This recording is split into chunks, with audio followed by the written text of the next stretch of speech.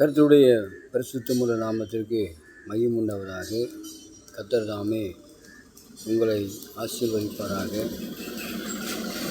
கர்த்தர் இந்த நாளிலே தேவன் அதிசயங்களை அற்புதங்களை செய்வாராக. தேவன் தேசத்துக்குள்ளே நல்ல காரியங்களை செய்ய முடியாது நான் ஜெபிக்கிறோம்.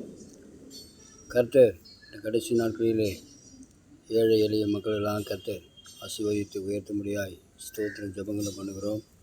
கடன் பிரச்சனை இருக்கிறவங்க தான் ஜெபம் பண்ணி கொண்டு இருக்கிறோம். கர்த்தருக்கு ஸ்தோத்திரம். ஆகவே கர்த்தருடைய ஊழியக்காரர்கள் நாட்களில் தெரிந்து கொள்ளவில்லை என்னென்னு சொன்னால், கர்த்தருக்கு ஸ்தோத்திரம், ஒருவன் என் பின்னே வர விரும்பினால் அவன் தன்னைத்தானே வெறுத்து தன் சிலுவை எடுத்துக்கொண்டு என்னை பின்பற்றி வர கடவன் என்று சொன்னார்.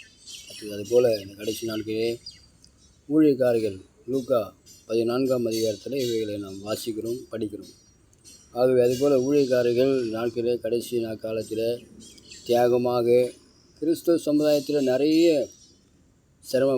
கஷ்டப்படுகிறவர்கள் நிறைய ஜனங்க விசுவாச மக்கள் ஊழியக்காரனாக இருக்கிறாங்க.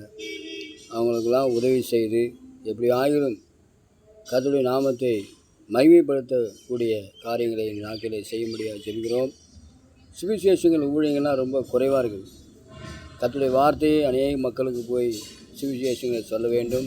அதற்கு காசு பணத்தினால் செலவு பண்ண வேண்டும் அப்படின்னு உட்கார்ந்துருக்கக்கூடாது. கர்த்தருக்கு சொல்கிறோம். ஆகவே அதிகாலை என்னை தேடுகிறவன் என்னை கண்டடைகிறான் என்று சொல்லப்படுது. 4 மணிக்கு மேலே ஊழியக்காரங்க தூங்கவே கூடாது. கர்த்தருக்கு ஸ்தோத்திரம். அப்படியாக அதிகாலை எழுந்து ஜெபம் பண்ணும்படியாகும்.